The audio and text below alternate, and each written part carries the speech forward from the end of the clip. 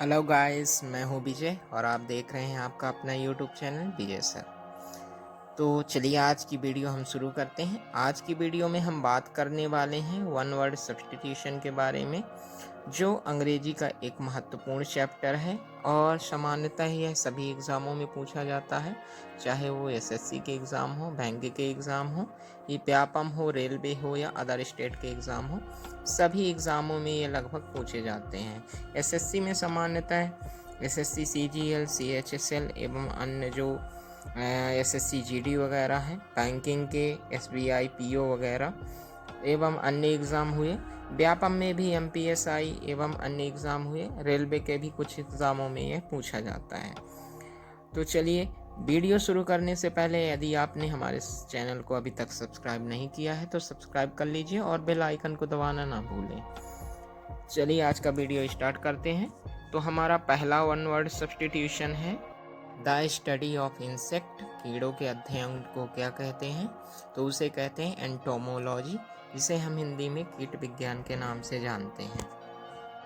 दूसरा है person who work in the same department of an office. एक ही office के सेम डिपार्टमेंट में काम करने वाले व्यक्तियों को क्या कहते हैं? तो उन्हें कहते हैं कलीग्स, यानी कि हिंदी में सहकर्मी कहते हैं। तीसरा है signature of someone's name without his permission. किसी के नाम की साइन उसके बिना परमिशन के करना फॉर्जरी कहलाता है और हिंदी में उसे जालसाजी कहते हैं। नेक्स्ट है animals equally at home on land और एट सी। जानवर जो स्थल और समुद्र दोनों में समान रूप से रह सकते हैं उन्हें कहते हैं एम्फीबियन, या हिंदी में उन्हें उभयचर कहते हैं। अगला है a song to put babies to sleep. छोटे बच्चों को सुलाने के लिए जो सॉन्ग गाया जाता है उसे कहते हैं लुलाबाय, यानी कि हिंदी में हम उसे लोरी कहते हैं।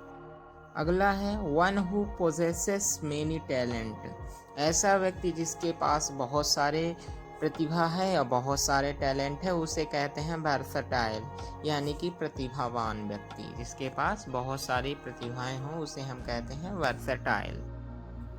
अगला है अ ग्रुप ऑफ गर्ल्स, यानी कि लड़कियों का समूह। लड़कियों को समूह को कहते हैं बेबी। यदि 4-6 लड़कियां या कितनी भी लड़कियां हैं समूहों में खड़ी हैं तो उस समूह को हम बेबी कह सकते हैं। अगला है one who can neither read nor right. वह एक जो ना तो लिख सकता है और ना ही पढ़ सकता है उसे हम इंग्लिश में कहते हैं इलिटरेट, या हिंदी में हम उसे अनपढ़ या अशिक्षित कहते हैं। नेक्स्ट है an official counting of the population. आधिकारिक तौर पर व्यक्तियों की गिनती क्या कहलाती है? तो वो कहलाती है सेंसस, यानी कि हिंदी में हम उसे जनगणना के नाम से जानते हैं। अगला है गवर्नमेंट बाय अ किंग और क्वीन, यानी कि यदि कोई भी सरकार राजा या रानी द्वारा चलाई जाती है तो हम उसे कहते हैं मोनार्की।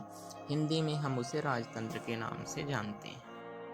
अगला है गवर्नमेंट बाय इलेक्टेड रिप्रेजेंटेटिव, यानी कि व्यक्तियों द्वारा चुने गए हुए प्रतिनिधियों के द्वारा चलाई जाने वाली सरकार को हम डेमोक्रेसी कहते हैं। ऐसे व्यक्ति जो हमारे द्वारा चुनकर जाते हैं और वो फिर सरकार चलाते हैं तो हम उसे कहते हैं डेमोक्रेसी, यानी कि गणतंत्र। नेक्स्ट है hand writing that can be easily read. हस्तलिखित या लिखावट जिसे आसानी से पढ़ा जा सकता है उसे हम कहते हैं लेजिबल, यानी कि पठनीय। अगला है रिस्टोर इन फॉर्मर पोजीशन। उसे कहते हैं रिहैबिलिटेट, यानी कि पुनः स्थापित करना। जैसा कि पहले था वैसे ही बना देना, उसे हम कहते हैं रिहैबिलिटेट, जिसे हम हिंदी में पुनः स्थापित के नाम से जानते हैं। नेक्स्ट है राइज और fall in the level of the सी।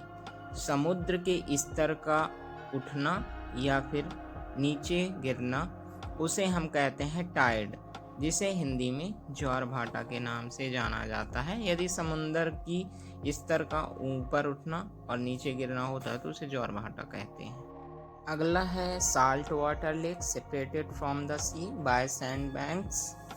ऐसी झील जिसका पानी नमकीन वाला हो और वह समुद्र से अलग की गई हो रेतीले बांध के द्वारा, तो हम उसे लैगून कहते हैं। नेक्स्ट है amount of money paid to free a prisoner. एक व्यक्ति जिसे बंधक बना लिया गया है और उसे छोड़ने के लिए जो पैसा मांगा जाता है उसे अंग्रेजी में रैंसम कहते हैं और हिंदी में उसे फिरौती के नाम से जाना जाता है। अगला है speak in a very slow tone.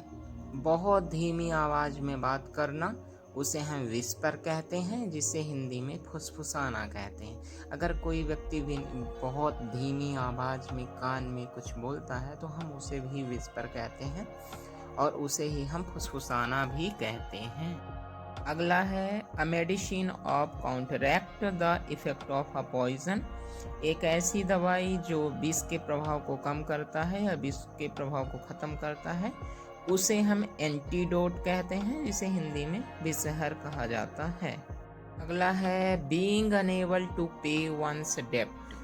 अपने ऋण को ना चुका पाना कहलाता है इंसॉल्वेंट, जिसे हम दिवालिया कहते हैं। यदि कोई भी व्यक्ति अपने ऋण को चुकाने में असमर्थ होता है तो उसे दिवालिया कहते हैं। आखिरी है strong dislike between two persons. बहुत ज़्यादा नापसंदगी दो लोगों के बीच में, उसे कहते हैं एंटीपैथी, जिसे घृणा हिंदी में कहा जाता है। यदि दो लोगों के बीच में बहुत ज़्यादा नापसंदगी है तो हम उसे अंग्रेजी में एंटीपैथी कहते हैं और हिंदी में उसे घृणा के नाम से जाना जाता है। तो दोस्तों, आज की वीडियो में हमने ऐसे 20 most important one word substitution देखे जो एग्ज़ाम के लिहाज से बहुत ही इम्पोर्टेंट हैं और प्रत्येक एग्ज़ाम में पूछे जाते हैं। यदि आपको हमारा वीडियो पसंद आया है तो कृपया लाइक, शेयर, सब्सक्राइब करना ना भूलें और कमेंट करके नीचे यह भी बताएं कि आपको अगला वीडियो किस टॉपिक पर चाहिए। आज का वीडियो हम यहीं पे ख़त्म करते हैं और मिलते हैं अगले वीडियो में। तब तक के लिए बाय बाय, नमस्कार।